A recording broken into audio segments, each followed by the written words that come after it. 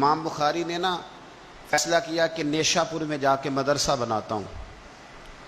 امام مسلم آپ کے شاگرد ہیں جنہوں نے مسلم شریف لکھی ہے، فرماتے ہیں جب نیشا پور امام بخاری آئے تو اتنا بڑا استقبال ہوا کہ میں نے اتنا بڑا استقبال دیکھا نہیں کبھی۔ امام بخاری نے وہاں مدرسہ بنایا، ہزاروں طالب علم آنے لگے، لیکن ایک منہ دیکھ دیکھ کے بندہ تھک بھی تو جاتا ہے نا۔ شروع میں بڑے ذوق سے لوگ آتے ہیں، پھر انہیں کمزوریاں نظر آنی شروع ہو جاتی ہیں۔ بچے سالن نہیں کھاتے، 4 دن ایک ہی روز کھانا پڑے تو پھر آہستہ آہستہ فرینڈ پہ بیٹھنے والے اینڈ پہ بیٹھنے لگ جاتے ہیں، ماحول بدل جاتا ہے۔ امام بخاری کے خلاف سازشیں ہونے لگیں۔ میں کسی عام آدمی کی بات نہیں کر رہا، پھر کہتا ہوں اس بندے کی بات کر رہا ہوں جنہوں نے قرآن پاک کے بعد وہ کتاب لکھی جسے امت نے سب سے صحیح کتاب بیان کیا۔ امام بخاری کے خلاف لوگ اتنے ہوئے، بادشاہ کو جا کے شکایتیں لگائیں اور بادشاہ نے کہا آج کے بعد کوئی بخاری کے مدرسے میں درس میں حدیث پڑھنے نہ جائے۔ امام مسلم کہتے ہیں اتنا بڑا استقبال بھی میں نے دیکھا، اتنا بڑا استقبال میں نے کبھی نہیں دیکھا، اور وہ حال بھی میں نے دیکھا کہ امام بخاری پڑھانے والے تھے اور میں اکیلا پڑھنے والا تھا۔ ساری عمر ہی آٹا گد ہے، لکھاں کیتے نہیں پیڑے، اب وقت آیا ہی تے محمد بخشا کوئی نہیں ہو بیٹھا نیڑے۔ کدھر گئے عشق کے دعوے، کدھر گئے وفا کے جذبے، کدھر گئے وہ غلامی کی باتیں، کہاں گئے وہ لوگ جنہوں نے کہا تھا کہ ساتھ جئیں گے ساتھ مریں گے، تا دم آخری وفا کریں گے۔ چلے جاتے ہیں لوگ، معیار بدل جاتا ہے، سوچ بدل جاتی ہے، کہانیاں بنا لیتے ہیں، ذہن بنا لیتے ہیں۔ امام بخاری نے نیشا پور چھوڑ کر ارادہ کیا کہ میں بخارا چلا جاؤں، اپنے شہر۔ سنو یہ درد کی داستان ہے لوگوں، سنو۔ اس بندے کی بات کر رہا ہوں جس کا نام جپتی ہے دنیا۔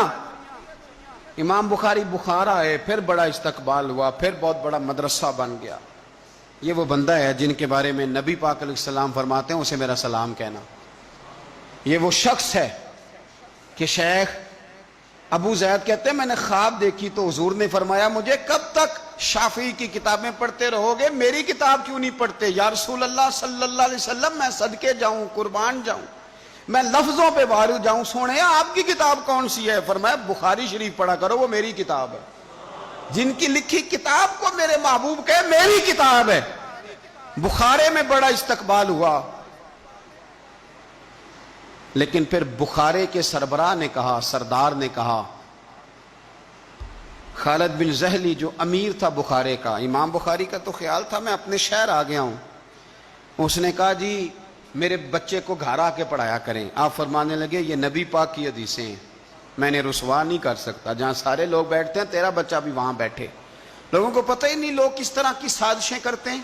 اس نے کہا جی ٹھیک ہے میں اپنا بچہ بھیج دوں گا، پر جس وقت میرا بچہ کلاس میں ہو اور کوئی بھی نہ ہو، اکیلا ہو میرا بچہ۔ امام بخاری فرمانے لگے اگر کوئی اور آ کے کہے کہ میں نے بھی حضور کی حدیث سنی ہے تو میں کیسے منع کروں؟ ساروں کے بیچ بیٹھ کے پڑھے، یہ حضور کے دین کا فیض ہے، یہ بڑا وسیع ہے، جو آئے گا ملے گا۔ اس نے آپ کے خلاف فتوے لینے شروع کر دیے۔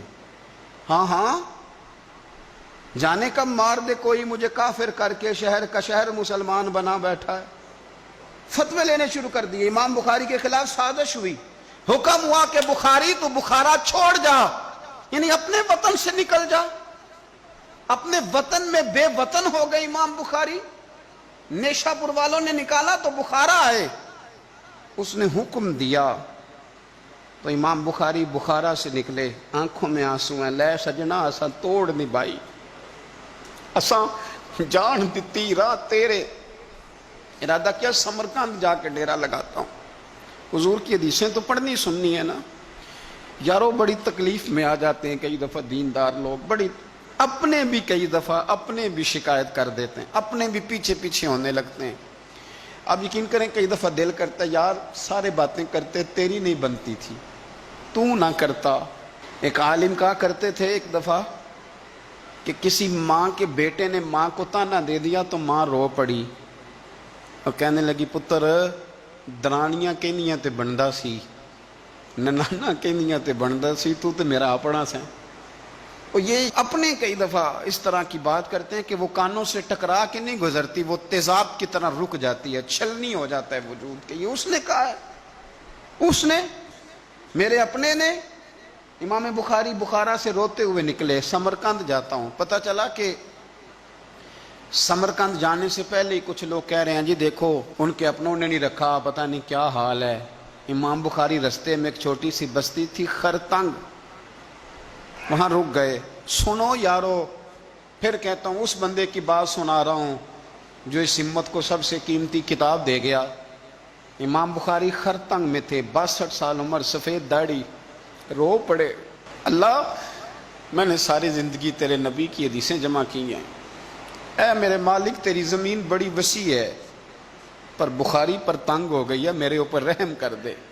امام بخاری نے وہاں دعا فرمائی، دوپہر کو دعا فرمائی، شام کو بیمار ہوئے، رات کو وصال ہو گیا۔ لے او سجنا اساں توڑ نہیں پائی، اساں توڑ نہیں پائی تے جان دیتی رات تیرے، مجھے کہہ لینے دیں، مجھے کہہ لینے دیں، مجھے کہہ لینے دیں، بے قدراں کچھ قدر نہ جاتی، او کیتی خوب تسلی ہو، دنیا دار پجاری زردے کتے آندے گل ٹلی ہو، او بک بک روسن اکھیاں تکیو ویکھ حویلی کلی ہو، تے کوچ نصیر اساں جدوں کیتی، کوچ نصیر اساں جدوں کیتی، پھر پہ جانی تھر تھلی ہو، اور میرے مرنے پہ ہر سو شور مچ جائے گا، دیکھو گے کہنے الوداع سرکار خود تشریف لائیں گے۔ ایک بندہ کہتا میں نے رات کو خواب دیکھا کہ نبی پاک صحابہ سمیت کھڑے ہیں، کسی کا انتظار ہو رہا ہے۔ میں نے عرض کی سونیا میں قربان جاؤں، یہاں کیوں کھڑے ہیں؟ تو فرمایا بخاری آ رہا ہے، بخاری آ رہا ہے۔ دنیا والے بھول جائیں پر جن کی بندہ نوکری کرے وہ کیسے بھول جائیں؟ اور ویسے بھی اگر مالک کو پتہ ہو نا میرا خادم ٹھیک ہے، مالک اور غلام کا تعلق مضبوط ہو تو دنیا جو مرضی کہتی پھرے۔ میرا آپ سے مشورہ ہے کبھی بھی دین کے لیے کچھ کرو تو بندوں سے نام نیکی کی امید نہ رکھنا، اگر آپ کو اجر لینا ہے تو رب رسول اجر عطا کریں گے۔ وہ شخص کہتا ہے میں نے اٹھ کے دیکھا، میں نے اٹھ کے صبح پتہ کیا تو وہ وہی وقت تھا جب مجھے حضور کی زیارت ہوئی جس وقت امام بخاری کا انتقال ہو گیا۔ لوگوں نے آپ کو دفن کیا تو قبر کی مٹی سے خوشبو آنے لگی، لوگ تبرکن مٹی لے جانے لگے۔ سمرقند کے لوگ بارش نہیں ہوتی تھی، قحط پڑ گیا، سارے کٹھے ہو کے امام بخاری کی قبر پہ گئے تو اللہ نے بارش عطا فرما دی۔ اتنا بڑا آدمی